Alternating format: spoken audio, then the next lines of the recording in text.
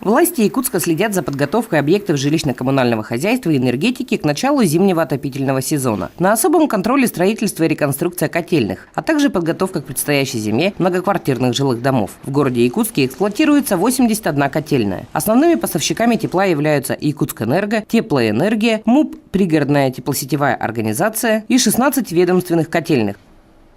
Исполняющий обязанности первого заместителя главы города Якутска Виталий Чикачев проверил ход выполнения ремонтных работ 3 котельных из 5 реконструируемых в этом году. Строительство новой котельной санатория «Абурал» начато в июле этого года и завершится 1 сентября. Мощность котельной была увеличена в связи с присоединением нового реабилитационного центра для детей-инвалидов. Кроме детского центра, котельная будет отапливать санаторий «Абурал», многоквартирный жилой дом, стройакадемия и частично другие жилые дома в микрорайоне. Подрядчикам ремонтные работы ведутся по графику.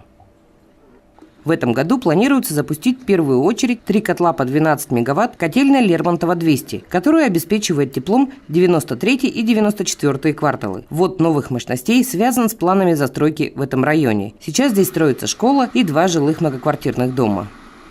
В Тулагино-Кильдянском наследии завершается реконструкция газовой котельной радиоцентра. Смонтированы 5 котлов по 1 мегаватту, обвязаны коллекторы и теплообменники. Проведем газ и готовится к подключению газовой службы. В рамках подготовки к отопительному сезону у нас запланирован ремонт и капитальный ремонт порядка 100 котлов. На сегодняшний день готовность их составляет 75%. В целом по объезду мы сегодня посмотрели, как проходит реконструкция и строительство. 2 котельные у нас, это Лермонтова-200 и котельная Промкомплекс, которая будет переключена на мощности Якутская ГРЭС-2. Они будут введены у нас в конце октября, начало ноября месяца. Запускаться мы будем на старых действующих объектах ЖКХ. Последним объектом у нас была котельная, которая находится в Тулагино-Кильдянском наследии, котельная «Радиоцентр». В этом году предусмотрены муниципальные бюджетные средства в размере 30 миллионов рублей на реконструкцию дальних котельных.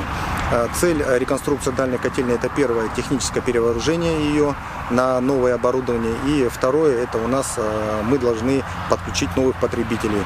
Вот на заднем плане мы видим, строится у нас детский садик, который должен быть подключен к данной котельной.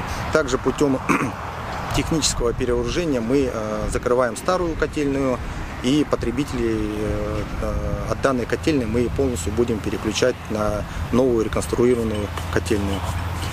В целом, если говорить по подготовке к отопительному сезону городского округа город Якутск, то идет планово у нас. У нас по плану к 1 сентябрю должны быть подготовлены 3041 многоквартирный дом. На сегодняшний день промыта система отопления порядка 92 домов. Система водоснабжения промыта на 90%. И в данное время у нас идет оформление паспортов готовности, которые должны быть к 1 сентябрю полностью подписаны. На сегодняшний день оформлено паспортов готовности по данным многоквартирным домам порядка 55%. В целом на подготовку к отопительному сезону у нас предусмотрено более 900 миллионов рублей. Данные средства предусмотрены из разных источников. В основном, конечно, это средства предприятий, это средства муниципального бюджета и также средства республиканского бюджета и вот по фонду капремонта средства фонда и собственников жилых помещений. Виталий Чикачев проконтролировал ремонт многоквартирных домов по улице Дзержинского, 15. Субподрядчик проводит ремонт фасадов и полный комплекс инженерных работ. Особенностью ремонта этих домов стало витражное остекление балконов в едином стиле. Также у нас в рамках капитального ремонта по региональной программе фонда капитального ремонта проводится капитальный ремонт 122 домов. Сегодня на объезде мы проверили проведение ремонтных работ по улице Дзержинского, 15. Там в этом доме у нас проводятся комплексные мероприятия. Это замена теплоснабжения, водоснабжения и сетей электроснабжения. Также в рамках энергосбережения мы видели то, что проведены работы по утеплению швов, балконы были также остекленены. Здесь надо отметить то, что в комплексе и фонд, и подрядчик подошли к данному объекту, скажем так, более творчески. То есть все застекленные объекты были у нас сделаны в едином стиле, и более, конечно, украсила наш фасад данных домов.